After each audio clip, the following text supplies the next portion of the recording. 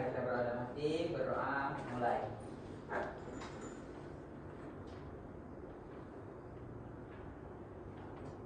Berdoa selesai.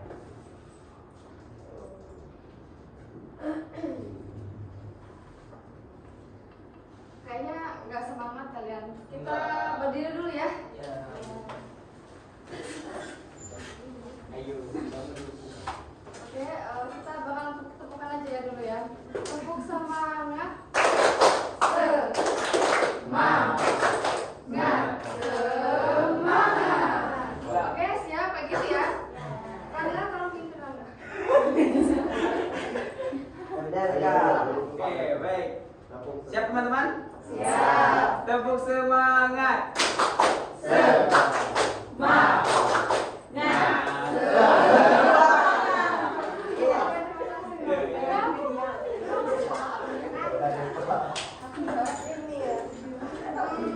Ada yang tidak masuk?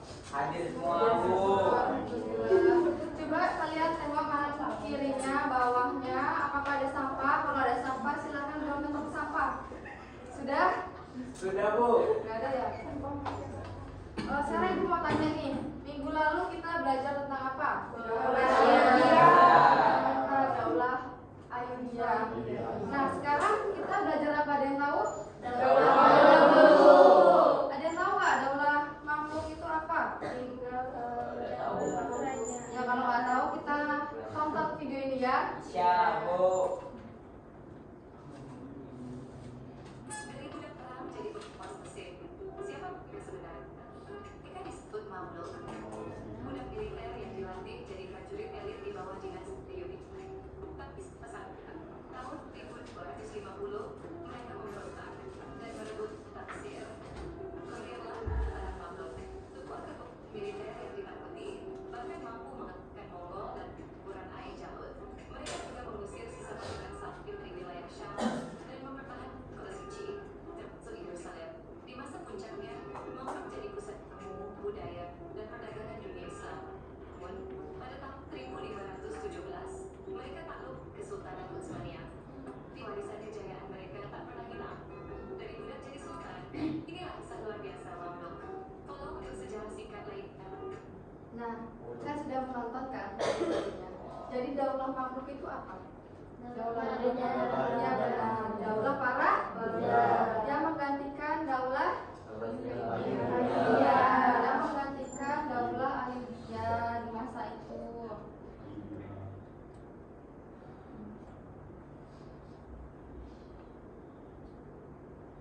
Nah, sekarang masuk ke kelahiran Daulah Mamluk. Nah, ternyata anak-anak, Daulah Mamluk itu berkuasa di Mesir pada tahun 1250 hingga 1517 Masehi. Nah, penguasa pertama Daulah Mamluk itu adalah Sultan Al-Sajar. Nah, di masa Sultan Al-Sajar itu dia memberikan pengaruh besar anak-anak. Apa? Ternyata Sultan Al-Sajar ini menerbitkan mata uang dan memerintahkan agar namanya disebut di khutbah Jumat selama 80 hari berpuasa di Mesir. Jadi selama 80 hari ini Sultan Al-Sajar ini membawa pengaruh besar atau luar biasa Sultan Al-Sajar ini karena membawa pengaruh besar. Terus anak-anak ada tahu ternyata anak-anak Daulah Mamluk itu terbagi menjadi dua. Kalian tahu nggak? Ternyata Mamluk yang pertama Mamluk yang kedua Mamluk Burji. Nama Bahrini penguasa pertamanya adalah Sultan Fi'iyuddin Aibak yang berkuasa tahun 1250 hingga 1257 Masehi. Sedangkan Mamluk Burji Sultan pertamanya adalah Sultan Kawalun dari 1279 hingga 1290 Masehi. Nah, ternyata keseluruhan penguasa Daulah Mamluk itu nggak banyak anak-anak, hanya 47 orang. Dari mana 47 orang ini? Ternyata berasal dari 24 berasal dari Mamluk Bahri dan 23 berasal dari Mamluk Burji. Sangat sedikit bukan? Tapi ia mampu mengalahkan perang Ain Jalut mengalahkan tentara Mongol di perang Ain Jalut. Nah, sekarang kita akan menonton video singkat dahulu.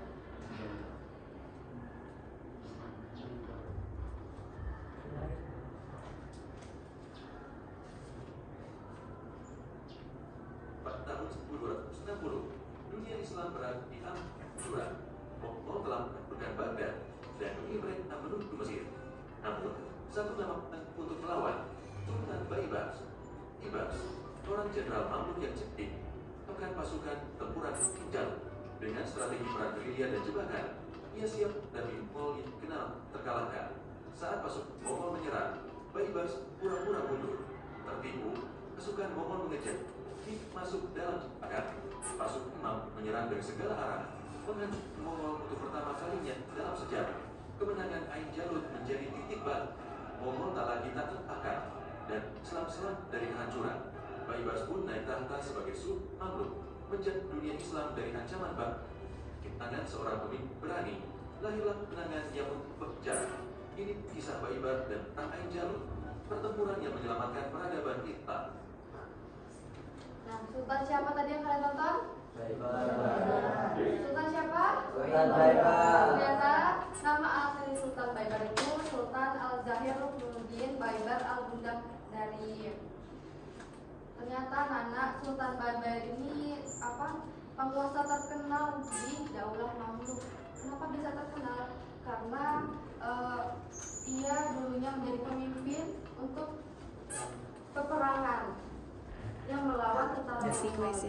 Jadi yang sudah kalian dengar tadi adalah Sultan Baibar ini berpura-pura mundur. Akan tetapi mundur di sini adalah untuk mengecohkan tentara Mongol agar tentara Mongol maju ke depan untuk menyerang.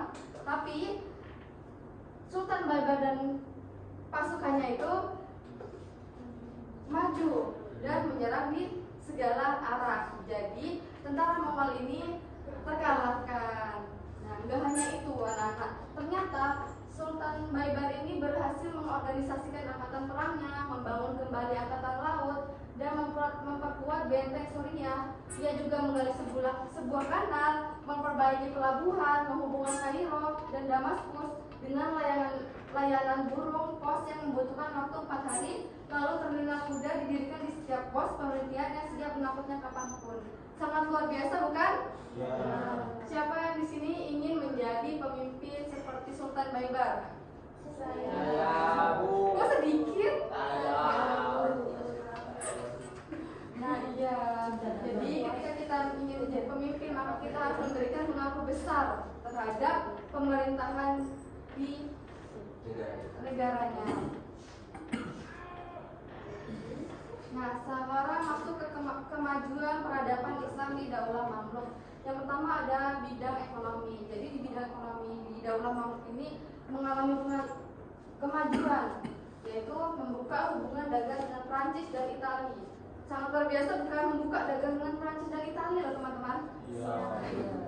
Terus hasil pertanian meningkat, didukung oleh pembangunan jaringan pengangkutan dan komunikasi antar kota baik laut maupun darat. Jadi pantesan saja di bidang ekonomi ini berkembang karena dibantu oleh angkatan laut maupun darat, teman-teman. Yang kedua ada seni bangunan. Nah, seni bangunan ini maju kenapa? Karena banyak arsitek di bawah Mesir. Seperti apa? Seperti rumah sakit, sekolahan, masjid, museum, villa-villa, perpustakaan, kubah, menara masjid, semuanya dibawa ke Mesir, teman-teman. Gak cuma era sekarang aja yang kita rasakan, ternyata sejak dahulu sudah ada masjid, sudah ada sekolahan, ya. Jadi kita harus tetap bersyukur, teman-teman.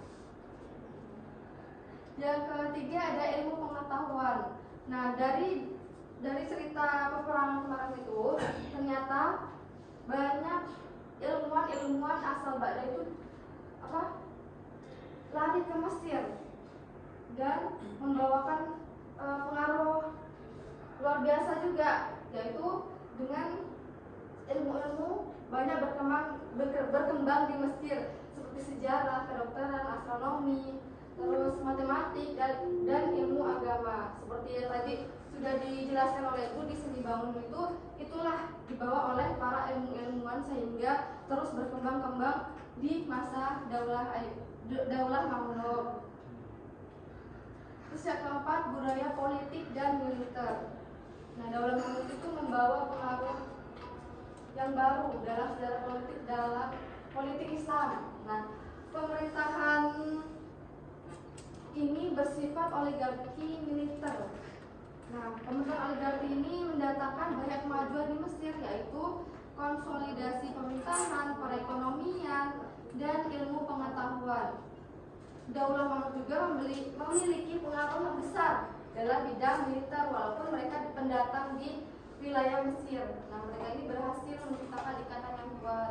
Seperti tadi, mereka hanya berapa jumlahnya tadi? 40. Ternyata dari 47 orang dia menciptakan ikatan yang kuat melawan tentara Mongol sehingga mereka memenangkan perang Ain Jalut. Tidak hanya itu, menjadi pemimpin juga membawa pengaruh besar kan di masa itu. Seperti apa tadi? Apa saja?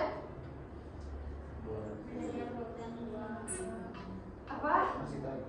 Nah, ya, benar sekali. Udah, lanjut aja.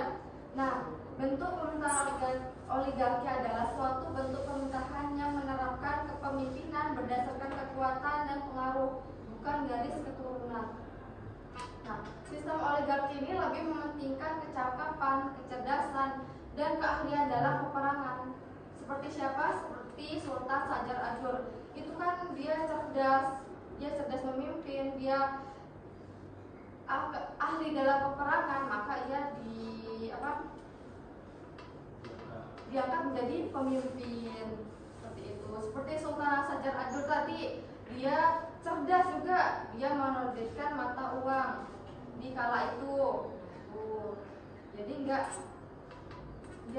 bukan untuk garis keturunan saja, tetapi dia mementingkan kecakapan, kecerdasan, dan pengaruh yang besar di era itu. Kalau misalkan lemah gimana? Kalau pemimpinnya lemah, ya udah tersingkirkan, dia nggak jadi jabatan lagi, dia tersingkirkan, digantikan oleh yang paling kuat, paling cerdas. Nah, sekarang kita masuk ke runtuhnya Daulah Mamluk. Kalian dengarkan video ini. Dinasti Mamluk pernah menjadi kekuatan besar di Islam, khususnya Mesir dan Suriah. Tapi apa yang menyebabkan kejatuhannya? Faktor utama keruntuhan adalah korupsi dan pertikaian internal di antara para imam. Mereka sering berebut kekuasaan, melemah stabilitas negara. Selain itu, munculnya kekuatan baru, Kesultanan Muslimnya memberikan pukulan telak kala Mamluk di pertempuran Ma'dabik pada 1516 membuka jalan jatuhnya kekuasaan mereka. Ditambah lagi naikkan yang memberat rakyat menimbulkan tidak kuat di kalangan masyarakat, melemahkan dukungan bagi rezim Mamluk. Nah, runtuhnya Daulah Mamluk tadi apa saja, Nana? Korupsi. Terus apa saja? Apalagi? Merebutkan kekuasaan. Terus melemahnya soliditas. Terus apa lagi? Iya, kenaikan pajak yang memberatkan raja. Jadi anak-anak, semuanya itu sedikit demi sedikit mengalami pengunduran karena korupsi, pertikaian, merebut kekuasaan. Jadi apa? Jadi kalau menjadi pemimpin kita tidak boleh korupsi, nggak boleh apa lagi? Semena-mena, apa lagi? Tidak menaikkan harga. Nah, terus apa lagi? Kalau di era sekarang tidak boleh apa? Tidak boleh beli. Tidak boleh beda. Apa lagi? Nggak boleh mementingkan diri sendiri. Tuh. Terus Ibu mau tanya lagi nih, nilai keteladanan apa yang bisa kita ambil dari Daulah Mamluk?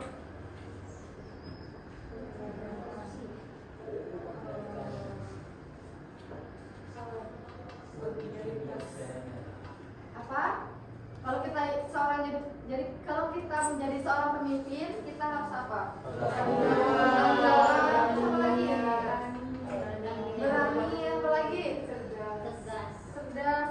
lagi? Kerja keras, disiplin, persatuan. Seperti apa? Seperti ada apa? Ketua kita sudah mencerminkan Sultan Bible belum? Belum. Dia udah bertanggung jawab belum? Dia sudah berani belum? Tadi katanya ini menjadi Sultan Baibar yang cerdas, yang berani. Jadi kita harus mencerminkan Sultan Baibar tadi. Kalau pemimpin di negara kita gimana? Waduh. Sudah berani belum? Sudah bertanggung jawab belum? Sudah aman. Ada yang kebetulan. Apalagi selain dari sini apalagi? Bijaksana apalagi? Solidaritas. Karena kerjasama untuk melawan tentara. Apalagi?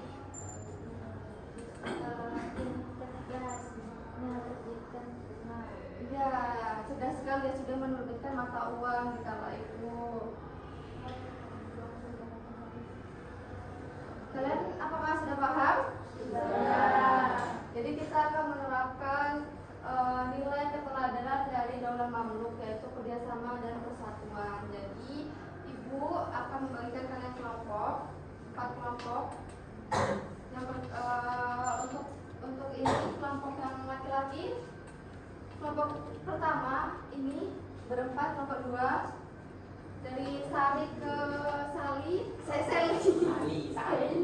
dari Mega, Sali ke Mega, kelompok 3 dan Sali sampai Tesa, kelompok 4.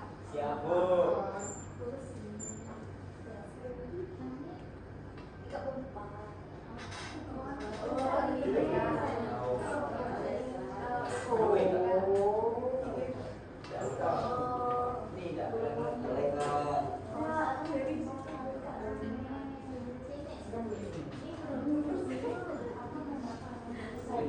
Kita akan tulis ya. Nanti setiap kelompok pilih nomornya masing-masing.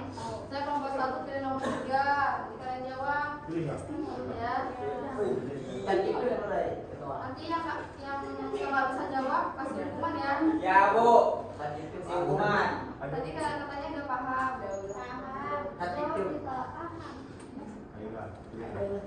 Bismillah. Nanti berdiri ya. Nomor 3. Ini untuk kelompok 1. Ayo. Jawab.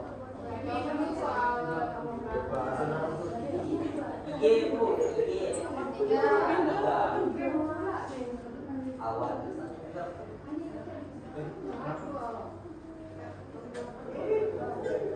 Pilih nomor berapa? 3. Nomor 3.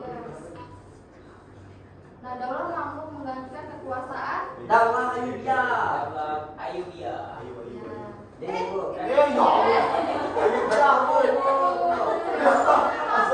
benar tadi benar. Kami dengan satu. Nomor 2 cepetan.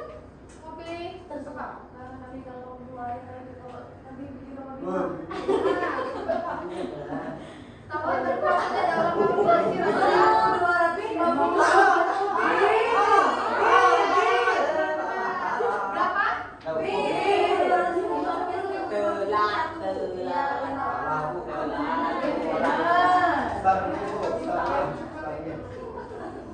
Lima tiga tadi. Nomor 3.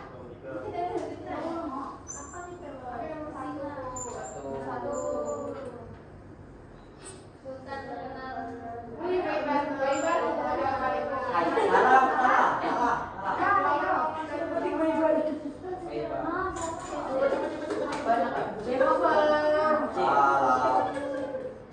Tiga, dua, satu.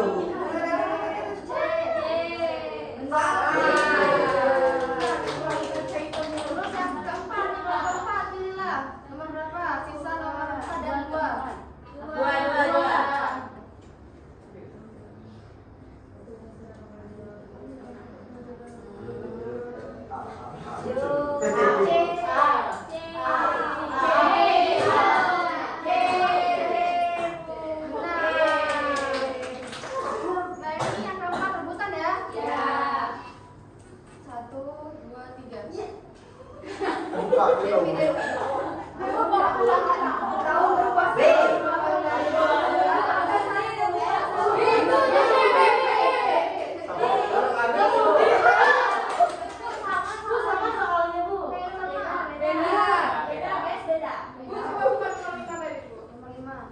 Sama aku.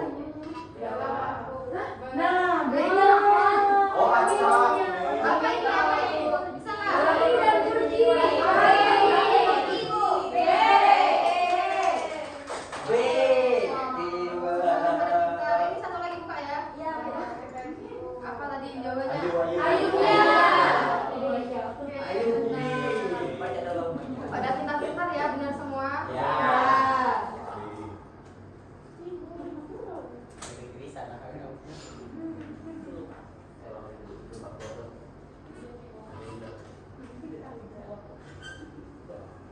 Nah, jadi kesimpulannya apa anak-anak? Ketika kita menjadi pemimpin, maka kita harus memberikan pengaruh yang besar. Harus menjadi pemimpin yang apa? Apa